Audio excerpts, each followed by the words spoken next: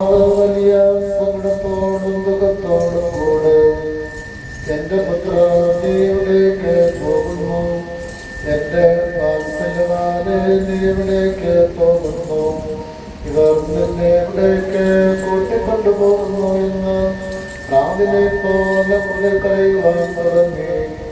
അയ്യോ, നിഷേധികളായ ആദത്തിന്റെ കയ്യിൽ നീ നിന്നെ തിരേൽപ്പിച്ചു കൊടുത്തു. എന്റെ പുത്ര, എനിക്ക് കഷ്ടം.